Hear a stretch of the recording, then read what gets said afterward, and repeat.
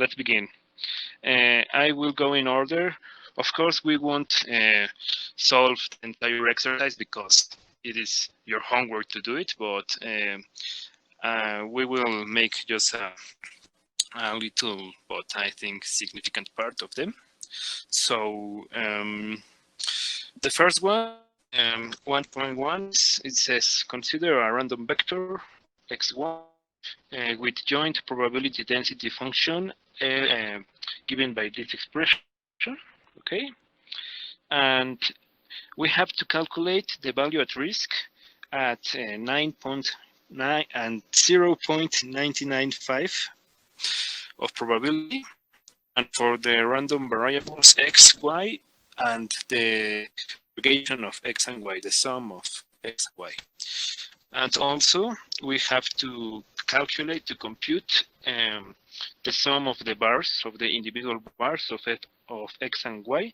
And it do not say on the exercise, but I believe the idea of the professor is that you calculate the bar of the sum and compare it to the sum of the bars.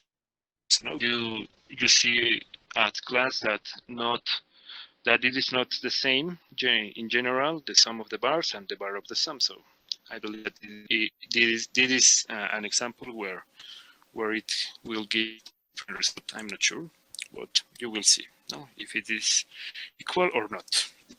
So we will meet the bar of the random variable x, and I hope that with that you could easily calculate the bar of the random variable y, and we will also talk how to calculate the bar of the sum, but we will not finish that. We will just like give a very good introduction of what you have to do. So, well, I have here the joint density function, the exponential of minus y, and the indicator function of x being less than y, and the both being greater than 0. To calculate the bar of x at a level of alpha and the bar of y, we need to compute first the distribution functions of such random variables. And I hope that you remember that, because the bar is defined as the inverse of these distribution functions evaluated at the value that we want the probability. No? So we will calculate this one, and we will make it in the shorter way. I believe that we can do it. So since the both variables of the vector are clearly continuous because there exists the joint density function, so both have to be continuous if there is a density function. We can calculate the marginal distribution function of x evaluated in a positive number x, little x, with an integral. No, it would be the integral from minus infinity to little x of the marginal density function of x evaluated in another variable. Let's call it t, because we are already using the little x here up here. And this one, we don't have it, but we can get it marginalizing the joint density function. And how we do that? We just have to integrate over all the real numbers, but with the variable that we don't want. In this case, we want to get the variable x, so we have to integrate the joint density function with respect to y, to get the marginal density of x, and then we will have a double integral, just like in calculus 4. But it is not a difficult one. So the only problem we will have is how we manage this indicator function, but we will see now. We can substitute then the joint density function. Here is, and we can observe that this indicator function, we can factorize it as the product of two independent, well, not independent, of two indicator functions that only depend on one of the variables. We have here the two variables of the integration t and y. And remember that when you have the product of indicator functions, just as here we have it down, it is equivalent to the indicator function of the intersection of the events. So if we want the event t is greater than 0, and simultaneously, because it's an intersection, the event of y greater than t. Sorry, I said that they would depend of only one variable. What this will depend on two. Sorry, that was the point. But the point is that we can separate into these indicator functions. So then this one will not depend on the first integration variable, that is y, and we can split it out like a constant. No, that is the point for doing this. So if you multiply these two indicator functions, you will have to need that y for being greater than t, at the same time t being to the 0. That is just what we have here. So these two expressions are equivalent, and we can then, as I said, put this out of the first integral like a constant, because it do not depend of the variable y. And then we can note that for this indicator function to be 1, it is necessary to change the integration limits of the first integral, and it won't be from -infinity to +infinity. It would be from t to +infinity, because there are the values of y that are greater than. So then this will be a very, very easy integral to solve.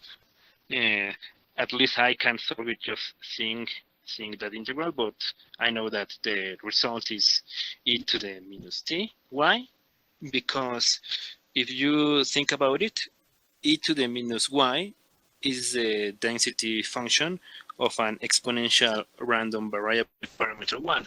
And I know that this kind of probability from some t to the infinite is always with this form. But if you don't know that or don't have that in mind, you solve the integral. It's a really easy one, and you will get the result. And then we will have left e to the minus t and this indicator function, and the integration limits of the outside integral would be from -infinity to little x. No, but again, to make this indicator to 1, we will have to change this -infinity to 0. No? Then if we integrate from 0 to little x, this indicator will be just 1, and this will be a single integral again. And again, because of this is again an exponential distribution form integral, and that is, I think it's quite easy to memorize. But now this would be from 0 to x, and that would be like the distribution function of an exponential. That is in the form 1 minus e to the minus x. But again, if you do not know that, you can just solve the integral and you will get this result. It's a very simple one. All this calculation was for a value of little x greater than 0. But remember, when we talk about distribution functions, we have to define it for every single real number. So the other case would be from less or equal to 0. That is this case we have here. And that is very simple, because if we see our joint distribution, joint density function, we can see that before zero, it is okay. Well, sorry, when some of our variables x or y are less or equal than zero, the indicator function is going to be zero, and then the density function is going to be zero. So if the density function is zero when some of our variables are zero, there is no probability there. So the probability of the random variables to be zero equal would be zero for the both. So we don't have to argue like a lot. We just by the model we can see that the probability of x being less than a negative value will be zero because there is no density there. So you can just say this and it will be okay, no? And to unificate the both cases, we can use, for example, an indicator function, no, as usual. So thus, the distribution function of x evaluated on little x, any real number, would be this expression, 1 minus e to the negative x, but with the indicator function for x being a positive number. And once again, you can note that all this expression is the distribution function of the exponential distribution with 1. So x has this distribution. No, it's a very basic one. And with a very similar method, I think that even a little bit easier, maybe in the integrals, I don't know, that depends on you. But with a very, very similar method, we can verify that the distribution function of y, it would give us this expression. It's very similar. It also has 1 minus e to the minus y. I'm sorry, 1 minus e to the minus y. But it is also this term that is minus y times e to the minus 1. And also we'll have an indicator function for y being a positive number. I meant this is your homework. No, I won't solve everything, but it's very easy. No, if you haven't do it, it's very easy to check this. And something that it may not be as easier as calculate this, it would be to notice that this is the distribution function of a gamma distribution with parameters 2 and 1. No, it is to notice this, but if you do it, it would be a very good help for posterior for posterior calculations. Any doubt? With this in mind, that it might be not very common that someone says, "Oh, this is a gamma." We will recall very quickly how was this distribution and make a little comments, a few comments about it, and how it would be useful for you in these exercises. Recall is that a random variable x is distributed with a gamma with parameters alpha and beta, if and only if its density function is given by this expression, b to the alpha times x to the alpha minus 1 times minus alpha x, and everything is divided by this constant that is the function gamma of alpha, and with the indicator that little x has to be a positive, okay? And the parameters only have to, in general, only have to be positive numbers. And if you don't remember how was defined this gamma function, is just here. The gamma function is the integral from 0 to infinity of t to the alpha minus 1 times e to the minus t dt. No, this integral is well defined for any positive number alpha, so there is not a problem here. It might be a little difficult to compute the exact value of this, but in some cases it's very easy. In particular, with the case when we consider an integer, no, a positive integer.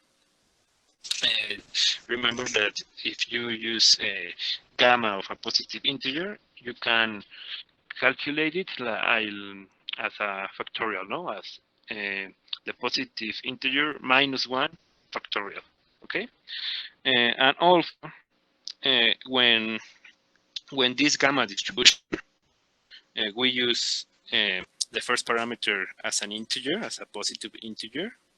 Let's call n. Gamma on a distribution with parameter n and beta is also named an airline distribution with the same parameters. This is only another name for this specific case of the distribution gamma. Not everyone knows this name, but it is sometimes it is convenient to use not specifically this name, but to use a specific name for this case, because because when we have any positive number alpha on this parameter, we do not have explicit formula and explicit expression for the distribution function of this distribution. Okay, we just have it for the density function. But when we have that the first parameter is a positive integer, we do have an explicit formula for the distribution function. Okay, first, the density function will have this form. It's the same, just in the place of alpha, it's n. No, it is the same up and down. The thing that I was saying, the gamma function of n would be n minus 1 minus 1 factorial. Okay, and the same indicator function. But here I didn't write it right. It's something missing. This is equivalent for all this ugly expression. I accept that it's a little bit ugly. All this expression, it is the distribution function of this particular case of the gamma function when the first parameter is an integer. I don't know if you knew this formula. Maybe the expression is not very nice, but the fact that it exists, the expression, it is really nice. Okay, so the bad thing is that there is a sum, no? So if the integer is very big, it would be a lot of terms. But in our particular case of the homework, it will be helpful. Well, it would have been helpful if we knew this, but I have already told you there is none. So okay, if you want to verify that this formula it gives the same result, you can do it. Okay, or if you want to integrate, no, and get the formula by the traditional way, you can do it. It's your homework. I won't tell you what to do. But I will also recall you that this particular case of the gamma is not the only one particular case that has another special name. No, so also when you have gamma distribution with the first parameter equal to exactly 1, that will also be, for example, an Erlang distribution with the same parameters, because one is an integer, a positive integer. This is called the exponential distribution. Exponential is nothing but a gamma, but with some very specific parameters. And also the exponential has a kind of nice interpretation in probability 1, like the time, no, that has to wait, no, for an event to happen, no, under some circumstances. Well, the Erlang distribution has the same interpretation, but instead of one event, we we want n events to happen. No. Also, this distribution appears naturally in the Poisson processes. No.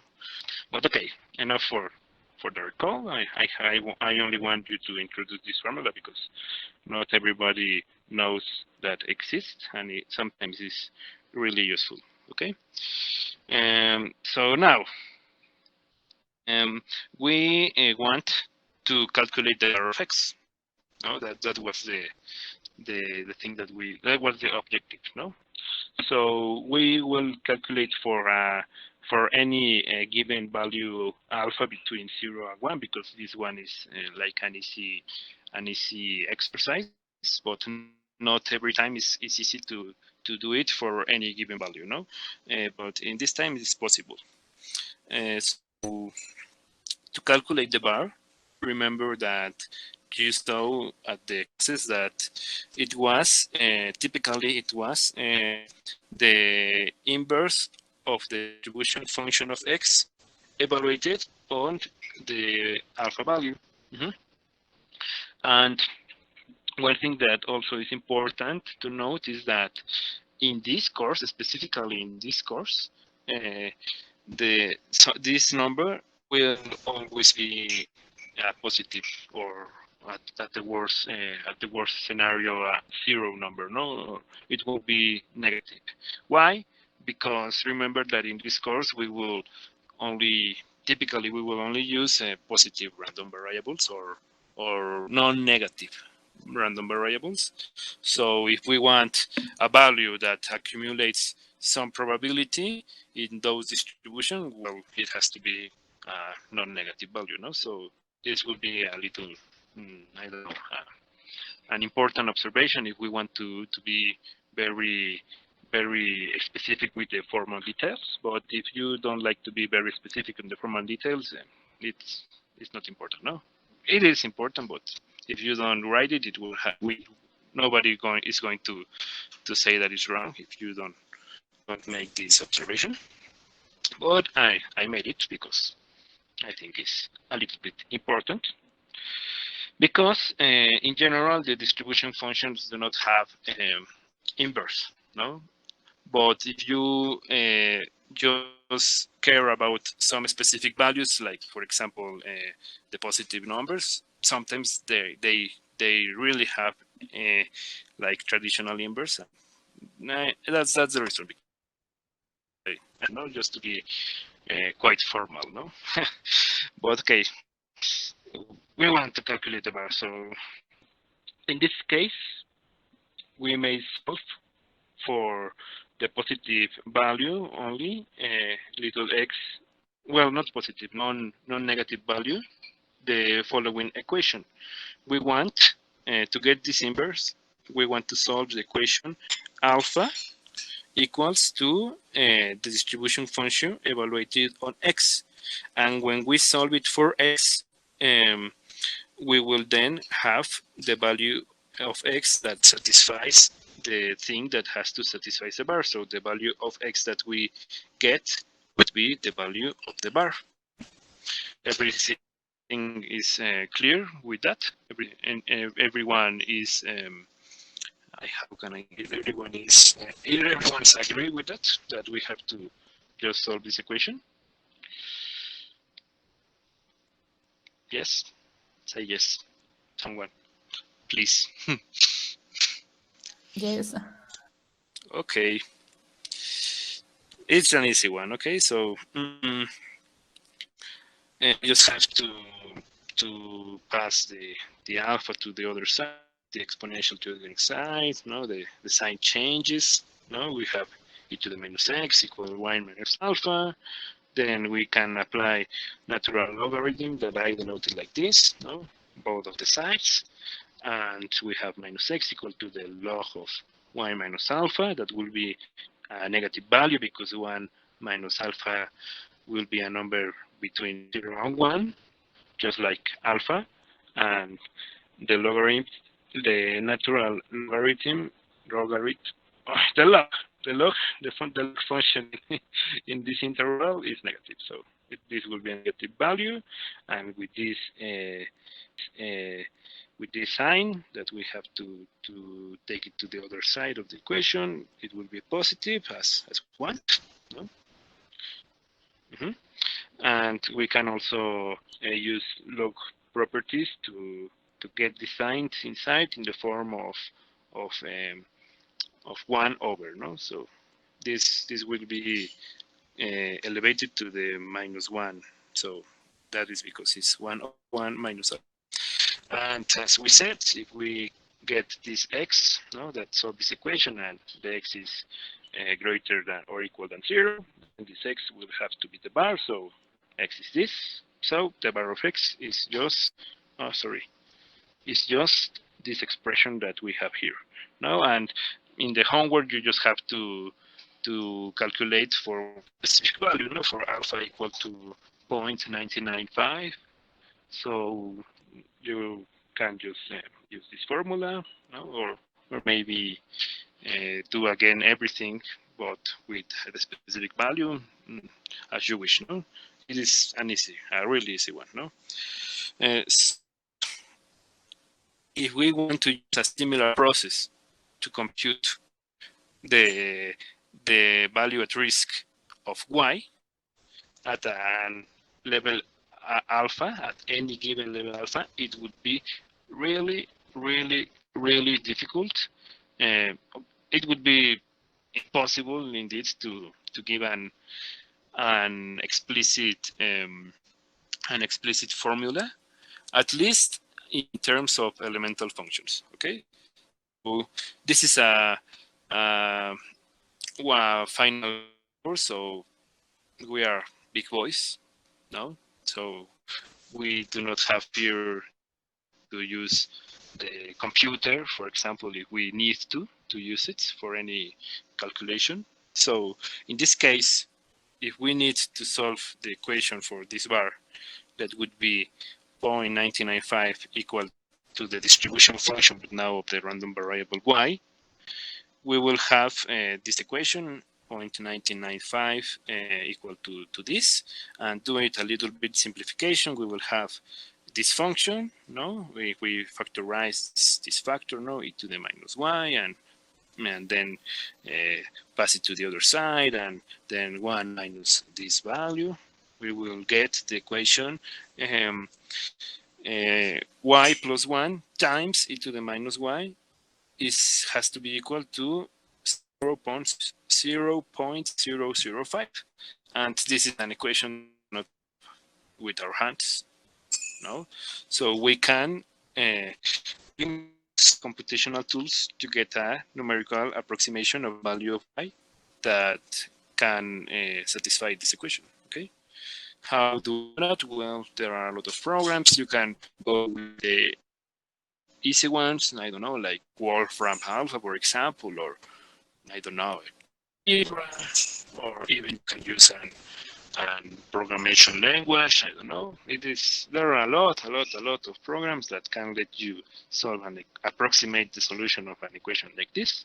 So, and we are big boys now, so we can use it if we really have the need to use it. Okay, and believe me, you will have those kind of needs in this course. So this won't be the only time that you will have to use computational tools. Okay, and of course we cannot do it. We cannot get a numerical approximation if we set here an abstract alpha value. No, so in this case we have to be specific. No, we have to specify the value of alpha that we want. That was in the homework. Okay, now I would like to see how we can compute, or at least to begin the computation of the bar of the sum, no, of the two random variables. This is an interesting one to compute the bar, no, at this level, or at an abstract level, no, but probably it would be at a specific level. To compute bar of the sum of the two random variables, first we need to calculate the distribution function of that sum of random variables, seeing as a random variable itself. No, evaluated in some number. Let's call it zeta. Sorry, what's the number? C. So then again for a positive value of C. Why a positive value? Because there are the values that really interest us, like the not trivial case, because if the two random variables are positive, well, the sum is positive. So these are the values that really this random variable can't take. So for a positive C value, we will have to compute this probability. No, the definition of this distribution will be of x plus y being less or equal than C. Okay, this is the number. These are the random variables. So one form of doing this is not the only way, but one way to do it is to write it like this. This is equivalent to y being less than this random variable C minus x, and this can be calculated with integrating the joint density function of the two variables. Okay, just like we do in statistics 1. And for that, we will have to see how is the integration region, the integration limits of a double integral. Okay, because remember that the joint distribution, the joint density function it has to be integrated twice to get probabilities. No, well, in this case that there are two variables. No, in general, and n integrals. No, and so.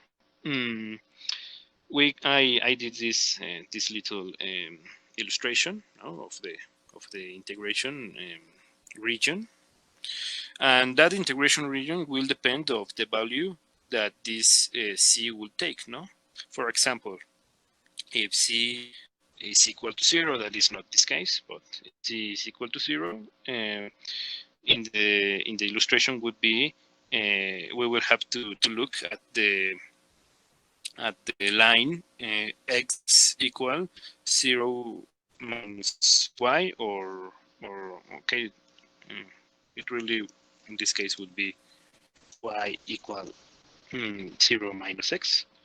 And as you see, this line do not accumulate any of the region that we're interested in, because the two random variables are positive. So the region where the probability density function is positive is only this quadrant. No, so that is another way to see why we really just are interested in this case. No, this case will be trivial. This will be 0. No, the probability will be 0. No?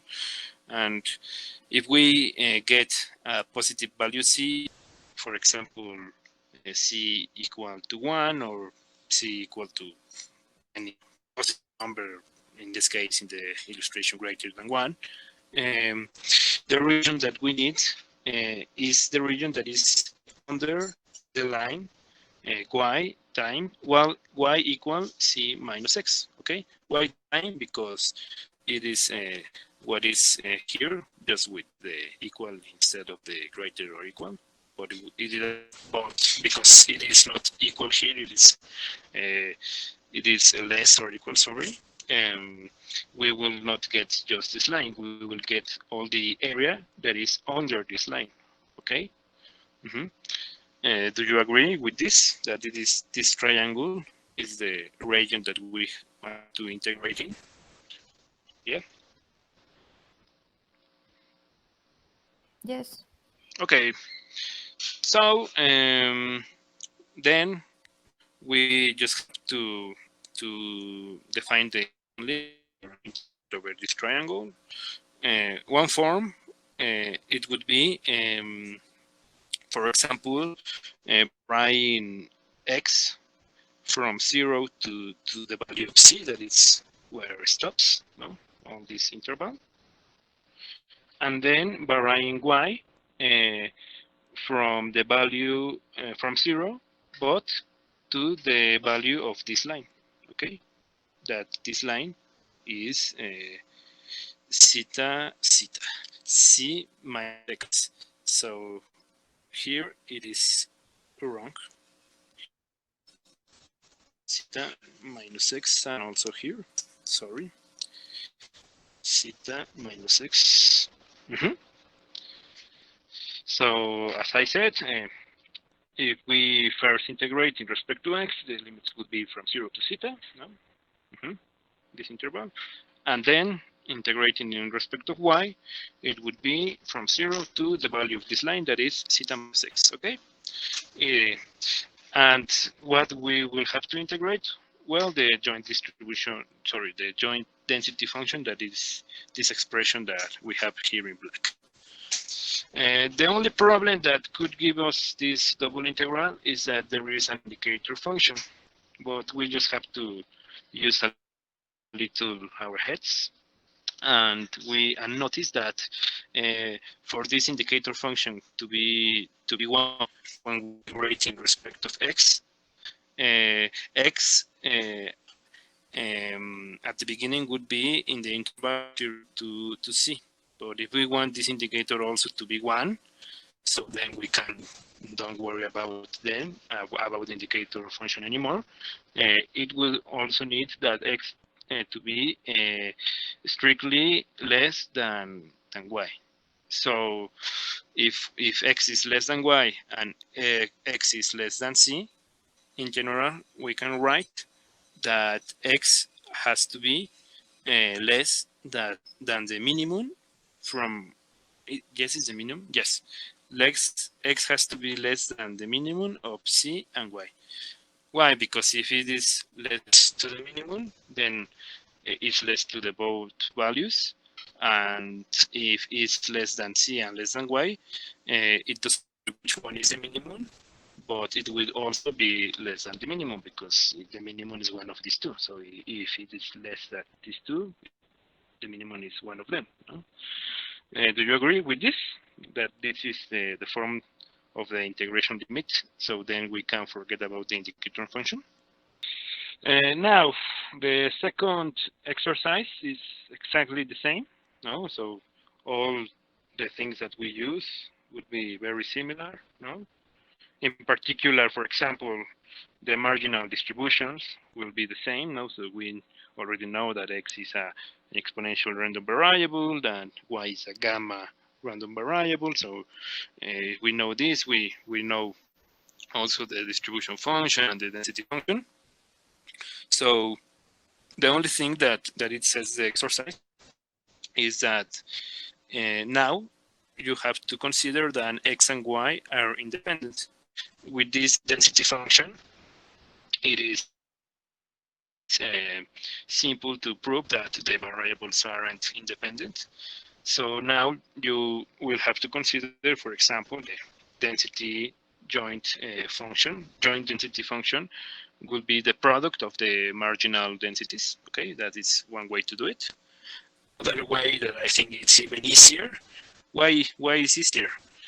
Because the final objective is to calculate the bar. No, so when we want to calculate the bar, we want to use the distribution function. So it would be even easier if you, instead of use the density function, you use the distribution function from the beginning. And again, no, if the variables are independent, the joint distribution function can be calculated as the product of the marginal distribution function that we already know it. Okay, so this is a little bit easier, I believe. And if you want to calculate the bar of the sum, you can use a really similar integral. So the only thing that would change will be here in this step, instead of the black expression, would be the product of the marginal density function, and then just solve the integral. It's one way to do it. And then cut the bar. No? But also, you can use this other theorem that I think that is a nice, cool way to solve this problem. But if you think it's complex one, it's okay, no? But I will teach you that you can also use that if you have n random variables xy, x1 to x that are independent random variables, but such that x x xj, okay, sounds funny, xj, such that xj is distributed with a gamma distribution with parameters alpha j and beta. Okay, you have n independent random variables distributed with a gamma distribution. Then the sum of those random variables, it's also going to be a gamma distribution. But the parameter, the first parameter, will be the sum of the individual parameters, and the second parameter will be the same. Okay, here is important to note two things. The first is that it is not needed for the first parameters of the gammas to be equal. Or to be integers or something like that. They can be any positive real numbers, and they can be different. Okay, this is nice. But the thing that is not that nice is that you have to use gamma random variables that have the same second parameter, the same parameter beta. If the parameter beta is not equal in all of the variables, this won't be true. How do we use this theorem to solve the case when there are independent random variables? Well, it's very simple once you know that theorem, and you have already solved the first problem, of course. In this case, we have that x and y are independent random variables, and we already see that x is a gamma distributed random variable, because remember that it was an exponential, and exponential is a gamma with parameters. Well, it was an exponential distribution with parameter 1, that it would be this one, and the other one would be, because of the particular case of the gamma, it has to be 1 to be exponential, okay? And the second random variable is also a gamma with parameters 2 and 1. Now that different parameters, but the only different one is the first parameter. The second parameter is the same one. And since they are independent, we can apply this theorem. This theorem is for, in general, n random variables, and here we just have 2, so we can use it. And then we will conclude that the sum x plus y would be a random variable gamma with parameter 3, y3, because it's the sum 1 and 2. Is what the theorem says, and the second parameter will be the same as this one, that is 1. Okay, so the new parameters of this sum would be 3.